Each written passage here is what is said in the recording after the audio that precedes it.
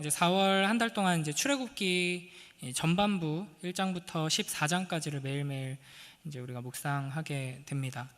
그래서 오늘 이제 1절부터 22절까지 그러니까 묵상하셨을 줄 알고 이제 한 절만 우리가 읽고 이제 말씀을 시작합니다. 이제 출애굽기는 이제 모세오경의 두 번째 책이죠. 그래서 이제 우리가 익숙하게 잘 알고 있는 이야기들이 전반부에는 많이 등장합니다. 모세 이야기와 이제 출애굽 이야기들이 등장하죠. 하지만 이제 후반부에 가면은 조금 이제 지루한 이제 성막 중심의 율법과 성막 이야기들이 또 등장하는 책입니다. 이제 출애굽기를 시작하는 날이어서 이제 사실은 이제 부활주일 다음 수요일이기 때문에 사실 개인적으로는 이제 고난주간 한 주간을 지내고 부활주일로 땡 하고 지나는 게 항상 조금 아쉽고 이제 그래서 부활주일 이후에 한 주간을 또 부활주간으로 이제 부활을 깊이 묵상하면서 지내는 게 참 유익하겠다 싶은데 또 출애굽기를 시작해버려가지고 이제 이 출애굽기 개관 겸 좀 이게 말씀을 좀 살펴보려고 하는데 사실 이제 출애굽기를 개관하고자 하면 이제 할 이야기들이 너무 많기도 하고 특히 이제 이 역사적인 배경을 따지고 들자니까 너무 복잡하고 의견들이 많더라고요. 그러니까 일치된 의견들이 사실은 없습니다. 이 출애굽기가 정확하게 역사 속에서 어느 시점에서 일어난 일인가에 대한 여러 가지 의견들이 있고 거기에 따라서 조금씩 해석이 달라지긴 하는데 크게 이제 다르진 않기 때문에 그런 부분들은 그냥 넘어가고 나중에 이제 궁금하신 분들은 자료를 드리던지 물어보시면 이제 기회가 있을 텐데 오늘은 좀 이렇게 전체적인 맥락들에서 우리가 짚고 넘어가야 될 몇 가지 사항들을 좀 살펴보려고 합니다. 그러니까 매일매일 말씀을 묵상하면서 한 권의 책을 쭉 이야기들을 이제 가는 것이 굉장히 유익하지만 이제 가장 크게 유익을 누리려면 이제 저는 개인적으로는 이제 만약에 출애굽기를 전반부를 이제 한 달 동안 매일매일 한 단락씩 이렇게 읽고 개인적으로 묵상하고 또 이제 해설을 제공되는 것을 이제 듣고 이런 식으로 하루하루 가면서 동시에 전체 흐름을 계속해서 잊지 않도록 하기 위해서 이제 출애굽기를 일주일에 최소한 한두 번 정도는 통독을 한번 쭉 하면서 이제 한 구절 한 문단 한 문단을 매일매일 묵상해 나가면은 제일 유익하지 않을까 싶긴 합니다. 이제 그런 측면에서 출애굽기의 전체적인 메시지의 핵심이나 중심들 중에서 이제 오늘 몇 가지만 좀 다뤄보도록 하겠습니다. 먼저 이제 1절부터 5절을 보면은 이제 요셉을 따라서 애굽으로 이민 온 야곱 가족들의 명단이 등장하죠. 그러니까 이게 히브리어로 보면 출애굽기를 시작하는 첫 번째 단어가 그리고입니다. 그래서 그리고 이스라엘의 아들들의 이름은 이러하다 이런 문장 히브리어 문장으로 시작하거든요. 그러니까 바로 앞에 책인 동일하게 모세의 저작인 창세기의 이야기에 이어지는 이야기로서 출애굽기가 이제 시작하고 있다 하는 것을 보여주는 것이죠. 그런 측면에서 이제 출애굽기가 창세기의 어떤 이야기들 끝에서 이제 다시 시작하고 있는가 이걸 좀 점검하고 지나가야 하겠습니다. 그래서 창세기 마지막 부분이죠. 50장 22절에서 26절을 보면은 그러니까 우리가 이제 얼핏 생각하면은 요셉이 애굽의 총리가 되어서 이제 야곱의 가족들이 모두 애굽으로 이민 가게 되고 거기서 이제 살게 되죠. 이제 거의 이제 파라오 다음으로 그 당시 최강대국인 애굽의 2인자가 되고 이제 애굽뿐 아니라 그 전체 지역을 살린 영웅과 같은 취급을 받던 요셉의 가족이기 때문에 큰 특권을 누리면서 이제 좋은 땅에서 이렇게 살아가게 됩니다. 그래서 이제 잘 먹고 잘 살았습니다. 이렇게 이제 해피엔딩으로 마무리가 잘 창세기가 된 것으로 착각하기가 쉬운데 마지막 부분을 잘 보면요. 이제 50장 22절부터 26절의 이야기들을 잘 보면 이제 요셉이 형제들에게 이렇게 말합니다. 나는 비록 여기서 죽지만 이제 하나님께서 당신들을 이 땅에서 인도하여 내사 약속의 땅에 이르게 하실 것이다. 이것을 분명하게 말하죠. 그리고 자손들에게 맹세를 시킵니다. 내가 지금 비록 애굽에 묻히지만 이제 여기서 끝이 아니다. 그러니까 나중에 너희가 나가게 될 때는 내 해골이라도 들고 나가야 된다. 이걸 이제 이야기하면서 끝납니다.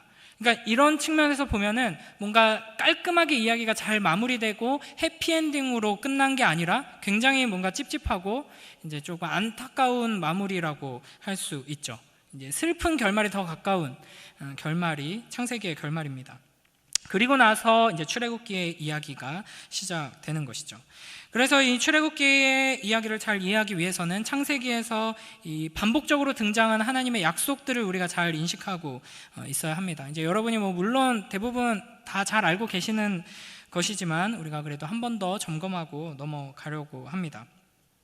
그래서 이제 하나님께서 아브라함에게 이제 별들처럼 모래처럼 너희 자손을 많게 해주겠다 이렇게 약속하시고 이제 땅을 주겠다 약속하시고 아브라함이 그것을 믿음으로 받고 이제 이 믿음을 하나님께서는 또 아브라함의 의로 여겨 주시죠. 그러나 이제 아브라함은 가나안 땅의 일부는 소유했지만 가나안 땅 하나님께서 약속하신 땅 전체를 소유하지는 못한 채 죽게 됩니다. 그리고 나서 이제 49장 창세기 49장 29절에서 33절 보면요. 이제 여기도 읽지는 않겠습니다. 그냥 한번 눈으로 쓱 보시면은 이제 야곱도 죽을 때 자기가 어디에 묻혀야 하는지를 분명하게 이야기합니다. 그러니까 애굽으로 가죠. 그리고 애굽에서 죽게 되지만 가나안 땅에 묻어달라고 부탁을 합니다. 그래서 요셉이 그 유언을 지키기 위해 이제 야곱을 가나안 땅에 묻고 이제 장례를 치르고 다시 애굽으로 돌아오게 되죠. 그러니까 아브라함 같은 경우는 가나안 땅에 살았고 가나안 땅의 일부분을 자기 소유로 가지고 있었기 때문에 가나안 땅에 묻히는 게 그렇다고 해도 이제 야곱은 가나안 땅에 아무도 이제 그 집안이 사는 사람이 없고 이제 애굽으로 완전히 이제 좋게 되어서 이민을 왔음에도 불구하고 나는 가나안 땅에 묻어야 된다 이렇게 해서 가나안 땅에 묻히게 되죠. 그러니까 이게 왜 그런 것이냐? 하나님께서 그 땅을 가나안 땅을 우리에게 주실 것이다 라는 그 하나님의 약속에 대한 확고한 믿음이 있었기 때문이죠. 그런 맥락에서 요셉도 창세기의 마지막 장면에서 이제 여기 애굽 땅에 죽어서 묻히지만 다시 돌아갈 때 언젠간 다시 돌아가게 될 것이고 그때 잊지 말고 내 뼈를 가지고 가라 라고 유언하고 있는 것입니다. 그리고 실제로 모세가 출애굽할 때 이 요셉의 유고를 가지고 가죠. 출애굽기 13장 19절 한번 읽어보겠습니다. 시작. 모세가 요셉의 유고를 가졌으니 이는 요셉이 이스라엘 자손으로 단단히 맹세하게 하여 이르기를 하나님이 반드시 너희를 찾아오시리니 너희는 내 유고를 여기서 가지고 나가라 하였음이더라. 아멘.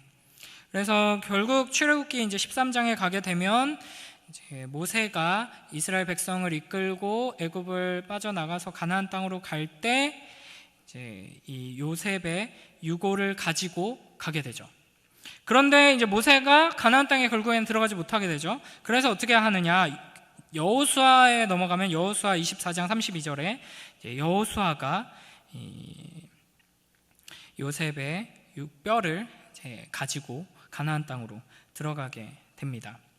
그러니까 이런 흐름들을 우리가 기억하면서 이 출애굽기 이야기를 읽을 필요가 있습니다.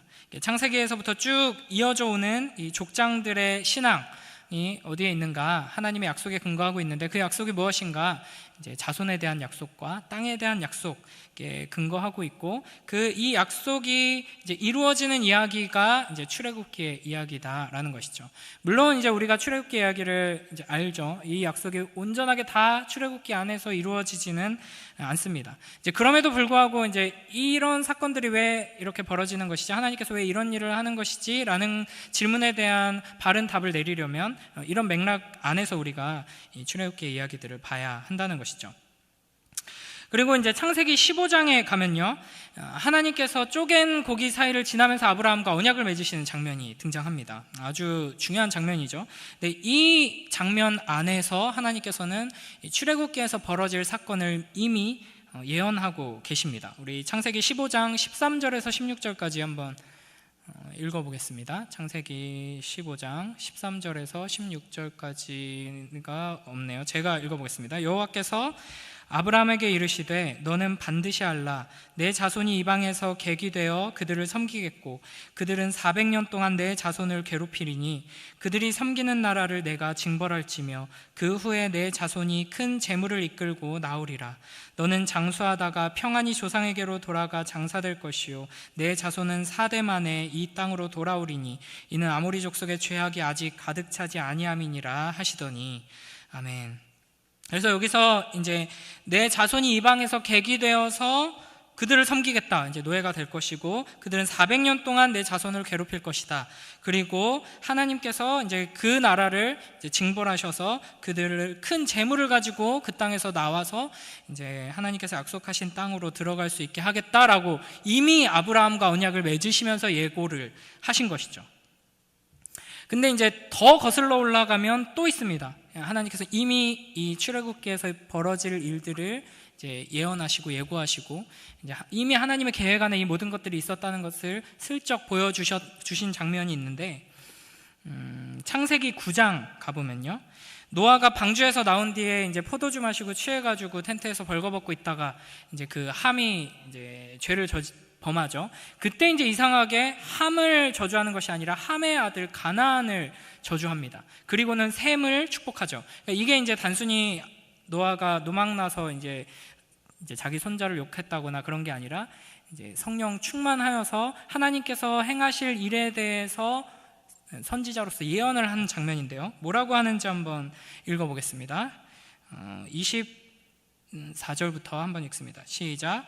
노아가 술이 깨어 그의 작은 아들이 자기에게 행한 일을 알고 이에 이르되 가나안은 저주를 받아 그의 형제의 종들의 종이 되기를 원하노라 하고 또 이르되 셈의 하나님 여호와를 찬송하리로다.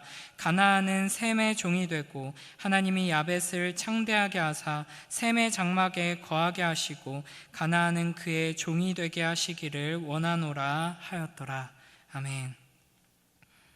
여기에서 어떤 힌트가 있는지 여러분 발견하셨나요? 그러니까 가나안을 저주하죠. 가나안을 저주하는 그 내용을 보면은 그의 형제의 종들의 종이 된다라고 말씀하십니다.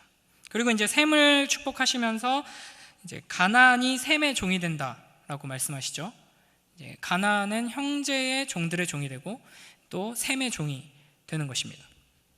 그러면은 이 가나안의 형제들이 누구인가를 봐야 되는데, 함의 아들들이죠. 가나안의 형제들을 보면은 구스와 미스라임과 붓, 가나안 이렇게 있습니다. 그러니까 요 시대쯤에서 나오는 이름들은 대부분 이제 민족의 시초들, 나라의 시초들입니다. 그래서 구스도 이제 성경에서 계속 종종 등장하죠. 그 지금의 에티오피아 지역에 있는 그 나라들, 그 민족들을 이제 구스라고 부르고 이 사람의 후손들이다. 이제 성경은 이렇게 이야기를 하고 있습니다. 그러면 여기에 누가 있냐면 미스라임이 있습니다. 미스라임이 누굴까요? 미스라임이 바로 애굽입니다. 그래서 이제 형제의 종들의 종이 된다라고 하죠. 그러니까 이제 이 가나안이 셈의 종이 되는데 이 셈이 미스라임, 애굽의 종이 되죠. 애굽의 종으로 있던 셈이 애굽에서 나와서 형제의 종이었던 셈에게 종이 되는 겁니다. 가나안이. 좀 복잡한데 어쨌든 요 이야기를 통해서 결국에는 하나님께서 어떤 방식으로 하나님의 백성인 이스라엘을 하나의 국가로서 완성해 나갈 것인가 하는 계획을 슬쩍 이제 보여주신 것이죠. 이런 식으로 이제 하나님의 큰 계획 안에서, 하나님의 뜻 안에서 이제 벌어지는 일들이 이제 출애굽기의 이야기다라는 것을 우리는 알 수 있습니다. 그 다음에 이제 본문으로 다시 출애굽기 본문으로 돌아가면요, 본격적으로 이제 이야기가 시작되기 전에 하나님께서 이미 예고하고 말씀하셨던 그 약속하신 기간인 400년 동안에 무슨 일이 있었는지를 6절 7절에서 요약해서 말씀하십니다. 우리 출애굽기 1장 6절 7절 함께 읽습니다. 시작. 요셉과 그의 모든 형제와 그 시대의 사람은 다 죽었고 이스라엘 자손은 생육하고 불어나 번성하고 매우 강하여 온 땅에 가득하게 되었더라. 아멘. 이제 요셉과 그의 형제들이 살아 있을 때는, 요셉이라는 인물의 영향력이 여전히 있을 때는 이제 살기 편했겠죠. 그러나 이제 요셉과 또 그의 모든 형제와 그 시대 사람이 다 죽었습니다. 그러나 이스라엘 자손은 요셉의 돌봄이 더 이상 없음에도 불구하고 생육하고 불어나 번성하고 매우 강하여 온 땅에 가득하게 되었다라고 이 기간 동안 일어난 일들을 요약하고 있습니다. 어떻게 이렇게 될 수 있었는가? 이것도 딱 이 부분을 읽으면 우리가 떠오르는 또 구절들이 있죠. 생육하고 번성하여 충만하라, 가득하라 라는 이야기 또한 창세기에서 반복적으로 나오고 있는 이야기입니다. 대표적으로 이제 창세기 1장에서 하나님께서 가장 먼저 사람을 지으시면서 축복하시는 말씀이기도 하고, 축복이기도 하고, 하나님의 선언이기도 하고, 명령이기도 하죠. 우리 창세기 1장 27, 28절 함께 읽겠습니다. 시작. 하나님이 자기 형상 곧 하나님의 형상대로 사람을 창조하시되 남자와 여자를 창조하시고, 하나님이 그들에게 복을 주시며 하나님이 그들에게 이르시되 생육하고 번성하여 땅에 충만하라, 땅을 정복하라, 바다의 물고기와 하늘의 새와 땅에 움직이는 모든 생물을 다스리라 하시니라. 아멘. 여기에 나오는 생육하고 번성하여 충만하라 라는 이 세 개의 표현이 창세기에서 계속 반복됩니다. 그래서 아브라함에게, 이스마엘에게도, 그리고 이제 야곱, 요셉에게 계속해서 이 약속을 갱신시켜 주시고 확인시켜 주십니다. 하지만 이 당대의 족장들이 이 약속대로 이루어지는 것을 충분히 경험하지는 못했죠. 그런데 이제 오늘 출애굽기 1장 7절을 보면은 이 생육, 번성, 충만이라는 세 가지 단어에 두 개의 단어가 더 추가되어서 이제 표현하고 있습니다. 그래서 생육하고 불어나 번성하고 매우 강하여 온 땅에 가득하게 되었더라. 그래서 하나님께서 원래 약속하신 것보다 훨씬 더 풍성한 은혜로 지금 이스라엘과 함께 하시며 이스라엘에게 은혜를 베풀어 주고 계신다 하는 것을 출애굽기는 이야기하고 있는 것입니다.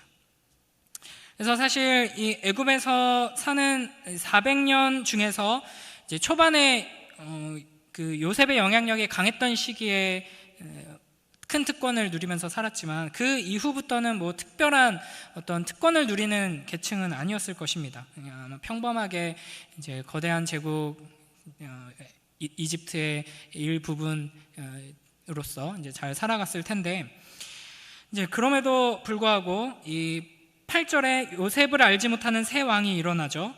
그래서 이제 우리가 지혜롭게 하자, 이들이 너무 많고 강하다, 이게 안 되겠다, 우리한테 해가 될지도 모르겠다, 전쟁에 났을 때 우리를 치면은 이게 치명적이다 해가지고 이제 어떻게든 이들의 힘을 약화시키려고 이제 하는데, 이 일이 일어나기 전까지는 이제 큰 어려움 없이 이 땅 가운데서 평온하게 잘 살아왔던 것입니다.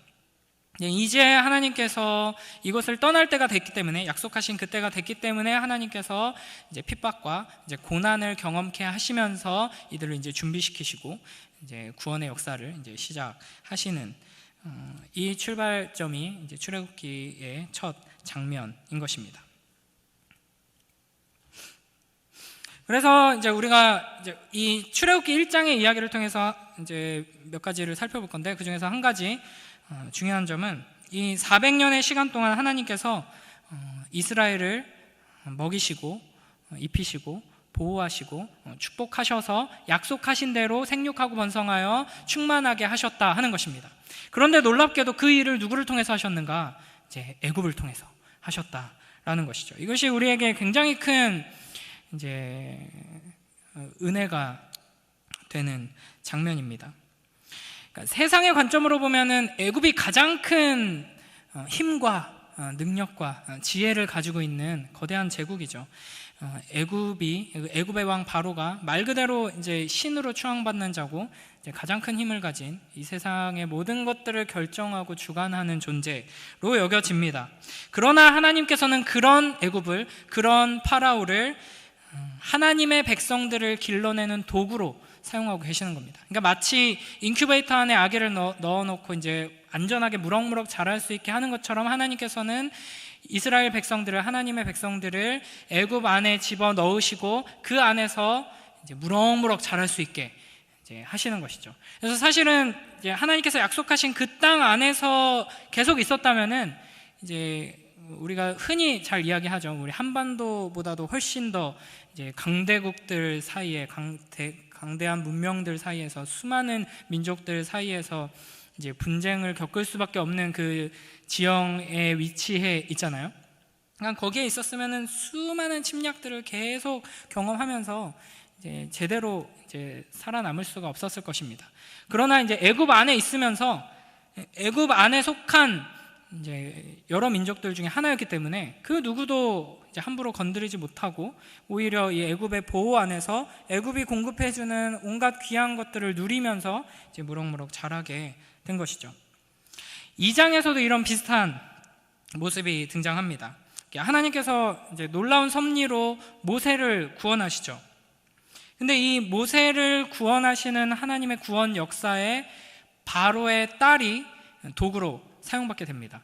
그래서 모세는 결국에는 애굽의 궁전에서 왕자의 신분으로서 자라나게 되죠. 그러니까 히브리인들의 남자아이가 태어나면 모두 죽여라 라는 이제 끔찍한 명령을 내린 그 바로의 딸을 통해서 하나님께서는 히브리인들을 모두 구원할 구원자를 구원하시고 애굽을 멸망시킬 이제 하나님 나라의 지도자를 구원해 내시는 겁니다. 그리고 그렇게 구원받은 모세를 하나님께서는 애굽의 모든 예산을 가지고 애굽의 모든 지혜를 가지고 이제 무럭무럭 양육시키시는 것이죠. 이제 심지어는 이제 내일 묵상에서 이제 살펴보겠지만 심지어는 그 미리암이죠. 요게벳이죠. 모세의 친어머니가 모세의 젖을 물리고 이제 아마도 이제 이건 확실하진 않지만 아마도 상당히 오랜 기간 동안 모세가 성장하는 동안 영향을 끼칠 수 있게 유모의 역할을 했을 것으로 보입니다. 그런데 그렇게 하면서 월급을 받기까지 했죠. 그러니까 이런 식으로 하나님께서는 애굽을 통해서 하나님의 백성들을 복주시고 약속하신 일들을 이루어 가신다 하는 것을 우리는 보게 됩니다. 그러니까 이제 우리가 이제 우리의 현실로 이제 돌아와서 생각해 보면 우리가 원수들에게 둘러싸여 있는 것처럼 같아 보이고 또 하나님의 그 약속이 이제 성취되는 것처럼 보이지 않는 이런 현실들을 우리가 살아가고 있지만 믿음의 눈으로 보면은 온 세상에 이 가득한 원수들을 사용해서 하나님께서 교회를 보호하시고 교회를 자라게 하시고 축복하시고 결국에는 약속하신 대로 생육하고 번성하여 땅에 충만하게 이끌고 계신다 하는 것을 우리가 알 수 있다는 것입니다. 한 가지만 이제 더 보면요, 9절부터 이제 이어지는 이야기들, 우리가 이것도 잘 알고 있는 이야기죠. 그러니까 애굽의 이스라엘 백성들이 너무 많아지고 강해져서 이제 애굽 왕이 그들을 두려워하기 시작합니다. 그래서 이제 우리가 지혜롭게 하자 하면서 그들에게 이제 노역을 시키죠. 국고성을 건축하는 일에 이스라엘 백성들을, 유대인들을 투입합니다. 근데 여러분, 이 장면을 보시면은 이 바로가 히브리인들이 늘어나는 것을 싫어하는 것처럼 보이죠. 그런데 이제 자세히 살펴보면은 히브리인들이 늘어나는 것 자체를 싫어한다기보다는 그들이 엉뚱한 생각을 하는 것을 걱정하고 이제 두려워하는 겁니다. 그래서 그들 자체를 싫어했다면 그냥 쫓아내거나 죽여버리거나 처리했으면 되는데 이제 많이 늘어나는 건 싫고 또 나가는 건 또 싫어합니다. 그래서 쫓아내지 않고 이제 이 땅에서 나갈까 하노라 하고 오히려 걱정하고 있죠. 나중에 모세가 찾아와가지고 하나님의 명령을 받아서 내 백성을 보내라라고 할 때도 끝까지 거부하죠. 그러니까 그렇게 이제 이 히브리인들이 걱정스럽고 눈에 가시처럼 여겨졌으면 나간다 그랬을 때 그래 잘됐다 하고 그냥 내보냈으면 되는 거잖아요, 그렇죠? 근데 그렇게 하지 않습니다. 여기서 이제 한 가지 우리가 생각해 볼 점이 이 바로 자체가 어떤 사탄이라거나 사탄적인 존재는 아니지만 이제 사탄이 어떤 식으로 교회를 대하는가 하는 데 있어서 이제 좀 볼 수 있는 장치이기도 하죠. 그래서 보면은 이제 하나님께서 이 세상을 사용하셔서 하나님의 백성들을 먹이시고 복 주시는 것처럼 이 원수 마귀는 교회를 이용해서 세상 나라를 세우는 일에 사용하고자 합니다. 그래서 교회가 커지는 것, 많아지는 것을 사탄이 싫어할까요? 전혀 그렇지 않습니다. 사탄이 두려워하는 것은 교회가 정신 차리는 거죠. 교회가 세상의 말에 순종하지 않고 이제 파라오의 명령에 순종하지 않고 자기들을 대적하는 다른 명령을 따를까봐 걱정하는 거죠. 그러니까 이게 굉장히 이제 끔찍한 얘기인데, 교회가 막 성장하고 막 이렇게 뭐 이름을 내고 교인의 숫자가 늘어나고 할 때 사탄이 아주 만족스러워 할 수 있다는 겁니다. 그러나 겉으로 보기에는 교회가 굉장히 큰 핍박 가운데 있고 계속 쪼그라들고 뭔가 힘을 잃어가는 것처럼 보이지만 사탄은 여전히 두려워하면서 걱정 근심에서 벗어나지 못할 수도 있다 하는 거죠. 이제 이걸 계속 이 장면들을 보면요, 이제 지혜롭게 하자 그래놓고 이제 그들이 내놓은 지혜는 이 히브리인들을 괴롭히는 거죠. 그래서 일을 많이 시킵니다. 그래서 건축 사업에 투입을 하는데, 이런 식으로 이제 고된 일에 강제 노동 노역에 동원을 한다든지 이제 힘든 일을 시키고 노예로 삼아서 이제 괴롭히는 것, 이건 이제 아주 고대에서부터 계속되어 온 한 민족이나 한 세력을 약화시키고 멸망시키는 데 이용하는 아주 야만적이고 오래된 방법이죠. 이 시대에도 사실은 사탄이 이런 방법을 이제 쓰고 있는 겁니다. 그래서 이제 야근을 밥 먹듯이 하는 문화, 야자를 당연히 하는 문화, 밤늦게까지 술 마시는 문화, 뭐 이런 것들, 저는 개인적으로 이런 모든 것들을 굉장히 사탄적인 문화라고 봅니다. 그래서 가능하면 이제 저는 이제 청년들이나 또 우리 중고등부 아이들한테 이런 식의 얘기를 일부러 굉장히 많이 하는데, 막 코피 날 때까지 공부는 열심히 해야 되는 그 부분은 제가 함부로 건드리진 않지만 어차피 열심히 안 해서 저까지 뭐 굳이 열심히 할 필요 없다 이런 뉘앙스를 줄 필요는 없어가지고, 너희들이 나중에 이제 직업을 고를 때 막 이렇게 막 밤새도록 일하고 막 눈코 틀 새 없이 바쁘고 그래가지고 남들보다 훨씬 더 돈을 많이 벌고 막 그런 식으로 하지 말아라. 적당히 일하고 적당히 벌고 이제 남은 시간에 가족과 함께 보내고 교회에 와가지고 찬양팀도 하고 봉사도 하고 좋은 일도 하고 취미도 즐기고 이렇게 이제 이웃과 더불어서 살아갈 수 있어야 한다. 이제 이러한 이야기를 합니다. 그러니까 사탄이 하나님의 나라를, 또 하나님의 백성들을, 또 하나님께서 이 땅 가운데 하나님의 나라를 확장시키시는 그런 일들을 방해하는데 아주 유효하게, 특히 이제 우리가 살고 있는 이 한국 사회에서 잘 사용하는 방식이 바로 이제 그런 거죠. 계속 야근시키고 이제 계속 일에 파묻혀 살게 만들고, 인생의 중심이 직장, 뭐 사업, 일, 이게 이제 돼버리게 만드는 것. 그런 식으로 야근에 찌든 삶을 통해서 이제 가정을 제대로 돌보지 못하게 만들고, 이제 교회와 이웃과의 이런 사랑하며 사는 삶에 대해서 제대로 이제 에너지를 쏟지 못하게 만드는 게 이제 사탄이 아주 잘 사용하는 방식입니다. 이제 물론 이제 점점 또 시대가 흐르면서 사탄이 계속 뭐 방식을 바꾸죠. 이제 가정을 또 파괴하기 위해서 이제 뭐 야근뿐만 아니라 뭐 이제는 뭐 가정 자체 개념 자체를 이제 막 공격하고, 뭐 이제 성의 어떤 이런 하나님께서 정하신 이제 거룩한 이런 면들을 막 이제 희석시키고 막 이런 공격도 합니다.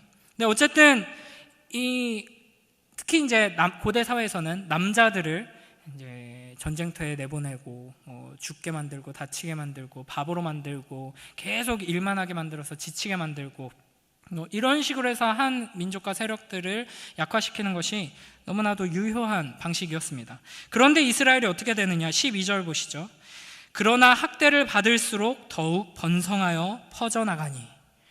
그러니까 바로 입장에서는 미치고 팔짝 뛸 노릇이죠.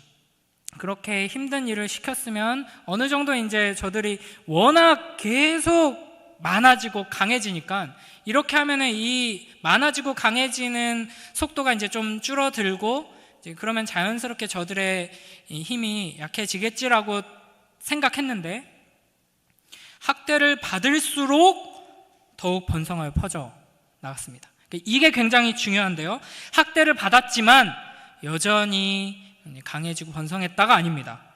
히브리어를 보면요, 학대를 받아서 오히려 학대를 받을수록, 그러니까 학대를 받기 이전보다 학대를 받으니까 학대를 받으면 받을수록 더 번성하고 더 강해진다 하는 겁니다.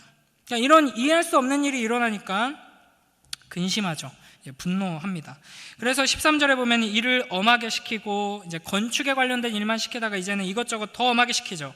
그리고 14절에 보면 어려운 노동으로 그들의 생활을 괴롭게 합니다. 그리고 더 나아가서 산파 둘을 부르죠. 그래서 그 산파 둘에게 이제 히브리인 남자 아이가 태어나면 몰래 죽여라, 이제 명령을 합니다. 여기서 말하는 이 산파 둘은 아마도 이제 히브리 산파들의 이제 대표 자 2명이었을 것입니다. 히브리 공동체 안에서는 이제 상당히 높은 지위의 지도자 여성들이었을 것인데요. 이런 구체적인 내용은 혹시 묵상 영상을 아직 안 보신 분들은 나중에 이 부분을 보시면 또 이제 될 것 같고요.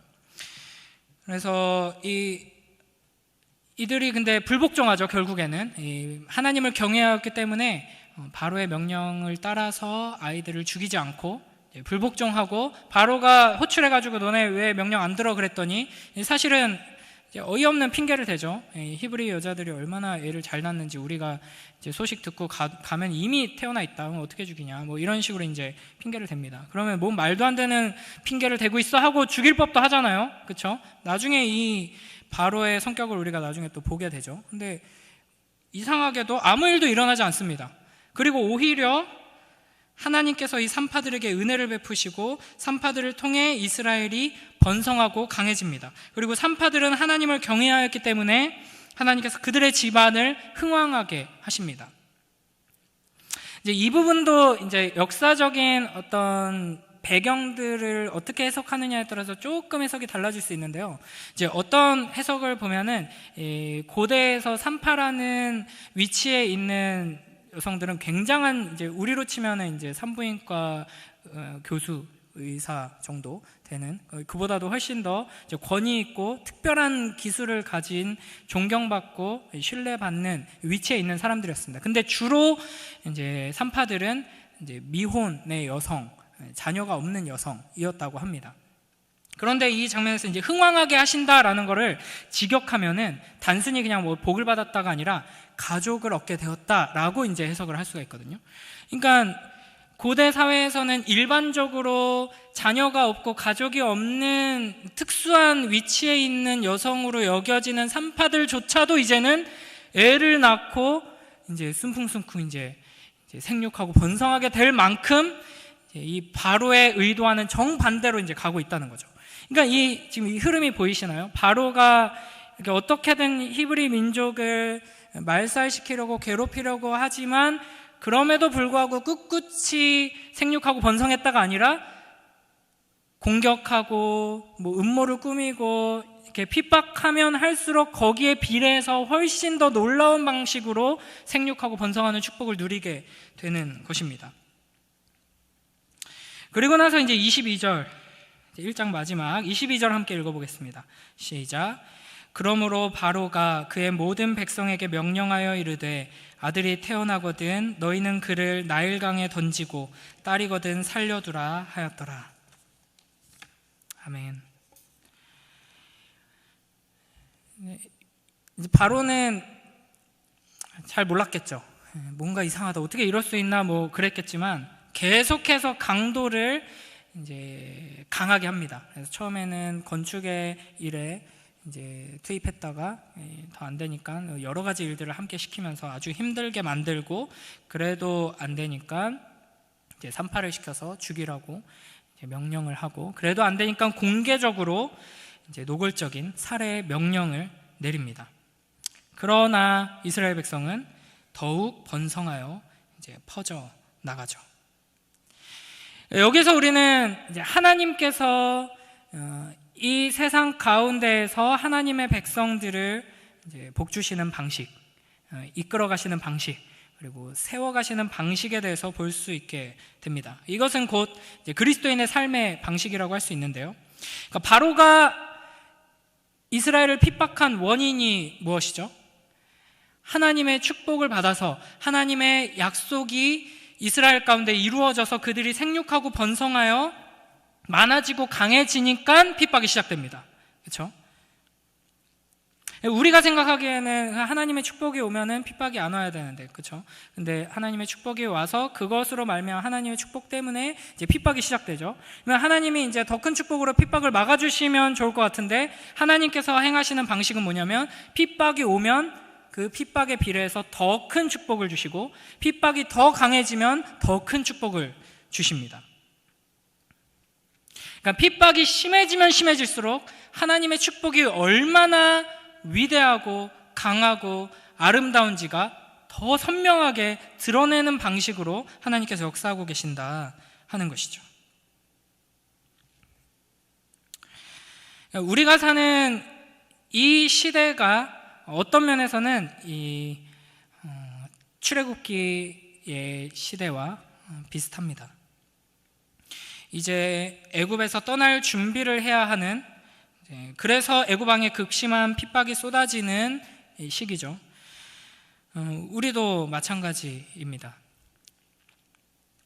단순히 그러니까 지금 뭐 요즘 세대를 말하는 것이 아니라 사실은 예수 그리스도의 초림 이후 그리고 재림을 기다리는 이 교회에 놓여진 현실이 이와 같다고 할 수 있습니다. 악한 원수마귀의 이제 무시무시한 핍박과 공격 아래 우리는 놓여 있게 되는 것이죠. 그리고 우리는 이제 마지막 그 출애굽을 준비해야 하는 시대를 살고 있습니다. 그렇다면 이제 우리가 무엇을 어떻게 해야 하는가? 그러니까 이런 삶을 당연한 것으로 여기고 더 나아가서 이런 삶을 소망해야 한다 하는 것이죠.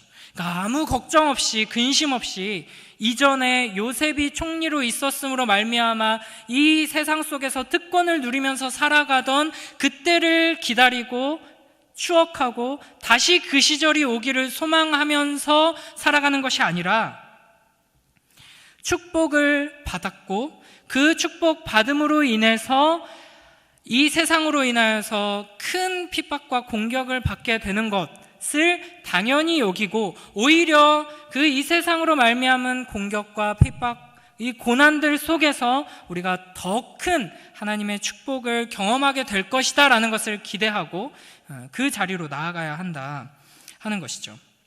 그래서 더 큰 은혜와 축복을 받는 삶, 그래서 이제 그리스도와 더불어 살고 그리스도와 함께 그 십자가의 길을 걸어가며 더 큰 고난의 길을 가는 삶, 그래서 그 더 큰 고난에서 진정한 축복을 더욱 맛보게 되고 드러내게 되는 삶, 이것이 이제 우리에게 주어진 그 삶의 모습인 것입니다.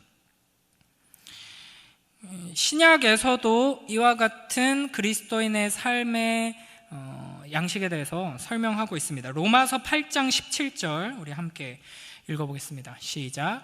자녀이면 또한 상속자 곧 하나님의 상속자요 그리스도와 함께한 상속자니 우리가 그와 함께 영광을 받기 위하여 고난도 함께 받아야 할 것이니라. 아멘.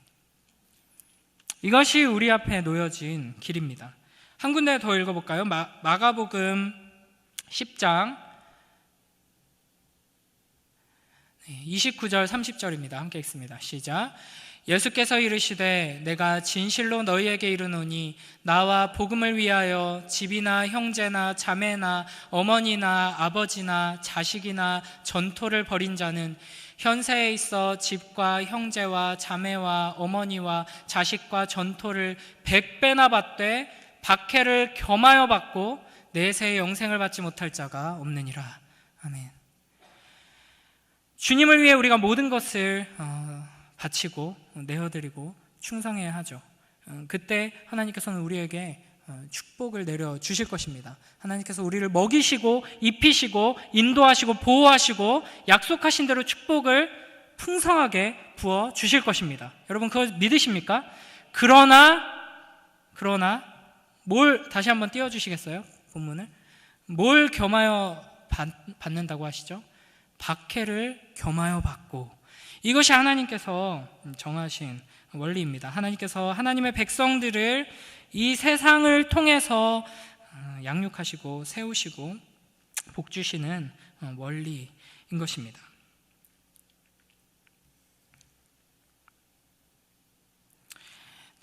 뭐 쉬운 일이 아니죠. 그럼에도 불구하고 우리는 이 하나님의 말씀을 계속해서 붙들어야 합니다. 그래서 과연 내가 이 복된 길로 가고 있는가? 사실은 엄밀히 말하면 여러분 제가 지금 말씀드린 이게요, 그냥 여러 가지 그리스도인의 삶의 양식 중에서 가장 성경적인 양식을 말씀드린 것이 아니라 유일하게 가능한 그리스도인의 삶의 모습에 대해서 지금 말씀드린 것입니다. 우리가 참으로 예수 그리스도를 따라서 천국으로 향하고 있는 하나님의 백성들이라면 우리는 이 땅에서 복을 받게 될 것인데, 하나님의 그 축복을 받음으로 말미암아 세상의 공격을 받게 될 것이고, 하나님의 그 축복을 핍박과 고난과 겸하여 받게 될 것입니다. 그래서 여러분이 만약 살아가는 삶의 그 여정들이 크게 나는 뭐 어려움이 없고 뭐 고난도 없고 핍박도 없고 나는 참 하나님의 큰 은혜를 받았다, 하나님이 참 나를 이렇게 귀하게 여겨주셔서 이렇게 축복을 주셨고, 그러니까 나는 이 좋은 환경 속에서 또 이게 더 어려운 지체들을 잘 돕고 이렇게 살아야겠다, 이렇게 쉽게 생각하실 문제가 아니라는 거죠. 내가 그리스도인이라고 지금 살아가고 있는데 내 삶에 아무런 고난이 없다, 핍박이 없고 어려움이 없다 한다면 그 사람은 하나님의 축복을 받고 있는 게 아닌 겁니다. 이거 여러분 잘 생각하셔야 되는 겁니다. 그래서 이 하나님의 말씀을 우리는 계속 반복해서 묵상하고 또 묵상하고 하나님 말씀 앞에서 자신을 계속 비추어 보면서 자신의 삶을 점검해 봐야 하는 것이죠. 말씀을 붙들고 또 붙들면서 그 말씀대로 살아가게 되죠. 그러면 당연히 이 세상의 저항에 직면하게 되는 것입니다. 말씀을 붙들고 말씀 안에 거하면서 하나님의 축복을 누리죠. 하나님의 축복을 누리면 하나님의 말씀대로 우리는 살아가게 됩니다. 이 세상 속에서 구별된 자로서 살아가게 되면 당연히 이 세상의 핍박을, 공격을, 고난을 받게 됩니다. 그러면 어떻게 되느냐? 더 큰 축복으로 이제 나아가게 되는 거죠. 이 사이클 안에 우리가 들어와 있지 않다 한다면 여러분은 하나님의 축복 안에, 하나님의 품 안에 없는 겁니다. 그래서 우리는 이제 이 말씀을 붙들면서 계속 기도해야 하는 것이죠. 이런 삶을 소망해야 하는 것이죠. 걱정 근심 없고 아무 문제 없고 평안한 탄탄대로의 삶을 소망하는 것이 아니라 고난과 겸하여 받는 그 축복의 자리로 계속해서 나아가는 삶을 소망하며 나아가야 하는 것입니다. 이런 삶을 소망하며 나아가기 위해서 이제 구체적으로 우리가 뭘 해야 하는가? 이제 제가 중고등부 설교를 하면서 거의 매번 결론으로 똑같이 내리는 걸 여기서 한 번 더 하겠습니다. 하나님의 말씀을 굳게 붙드십시오. 예수 그리스도를 바라보십시오. 사실은 이거 말고는 할 말이 없습니다. 온 세상을 통치하시는 영원한 왕이신 우리 주 예수 그리스도를 바라보십시오. 이미 뭐 아는 얘기죠. 당연히 바라봐야지. 계속 반복해서 듣는 얘기고. 하지만 여러분 이것보다 중요한 말씀이 없습니다. 오늘 이제 출애굽기의 이제 전체 흐름에서 우리가 중요하게 봐야 한다고 했던 이 하나님께서 약속을 이루신다, 신실하게 이루신다 하는 것, 그리고 고난 중에서도 생육하고 번성하고 충만하겠다라고 하셨던 그 하나님의 약속, 그 축복을 계속해서 신실하게 이루어가고 계신다 하는 것을 여러분이 뭐 출애굽기를 읽을 때는 계속 발견하면서 감격할 수 있어요. 그렇죠? 그리고 특히 이제 깊이 묵상할 때, 그리고 또 이제 큰 흐름에서 이렇게 쭉 통독하면서 전체의 어떤 메시지들을 우리가 묵상할 때 이런 하나님의 일하심을 깊이 인식하면서 기뻐하고 주님을 찬양하고 이 은혜 안에 거하는 경험들을 하게 되죠. 이런 경험들을 우리 삶 속에서 계속 반복해서 해야 한다는 겁니다. 주일에 뭐 예배 한 번 드리고 뭐 수요 기도에 한 번 와서 이거 듣고 집에 돌아가서 끝나면은 안 된다는 거죠. 이 묵상이라는 게 제가 뭐 최근 들어서 계속 말씀드렸지만 묵상의 시간 하나를 더 하는 게 아닙니다. 주일 예배 때 말씀 듣고 또 수요 기도회 때 말씀 듣고 또 뭐 새벽에 또 새벽 기도를 나오시거나 새벽에 묵상의 시간을 가지시는 분들, 뭐 저녁에 묵상을 가지시는 분들은 매일매일 정해진 시간에 그 말씀을 또 읽고 또 생각하고 배우고 또 그 말씀 가지고 기도하고 하는 시간을 갖는 것, 그게 묵상이 아니라 그렇게 하루의 시작이나 하루의 마무리나 뭐 중간에 어떻게든 틈을 내서 하나님의 말씀을 붙들고 그것을 읽고 그 말씀을 통해서 하나님을 바라봤다면 우리의 삶의 자리에서 계속해서 하나님을 바라보고 예수 그리스도를 바라보고 하나님의 약속을 계속해서 생각하고 또 생각하면서 그 말씀을 가지고 기도하고 나의 하루의 모든 삶이 기도가 되게, 하루의 모든 삶이 하나님의 말씀과 동행하는 묵상이 되도록 하는 것, 이게 이제 묵상인 겁니다. 근데 이게 사실은 쉬운 일이 아니죠. 제가 여러분의 하루하루의 삶이 얼마나 정신없고 힘들고 고통스러운지 몰라서 이 말씀을 드리는 게 아닙니다. 오히려 그걸 잘 알고 있기 때문에 여러분이 이러한 분투를 하지 않는다면 여러분은 그리스도인답게 살기가 너무나도 힘들 것입니다. 그리고 여러분이 그런 식으로 삶 속에서 그리스도인다움을 풍성하게 드러내주지 못하신다면 여러분을 바라보고 있는 우리의 자녀들, 우리의 청년들, 우리의 청소년들은 어떻게 살아야 할지 모르는 겁니다. 그냥 세상 사람들 살아가는 것처럼 똑같이 공부하느라 정신없이 일주일 보내다가 중고등부 선생님 전화 한번 받고 목사님 설교해서 또 잔소리하는 거 또 듣고, 아 맞아, 일주일 매일매일 말씀 묵상하라고 저거 1년 내내 지금 하고 있는데 또 안 해?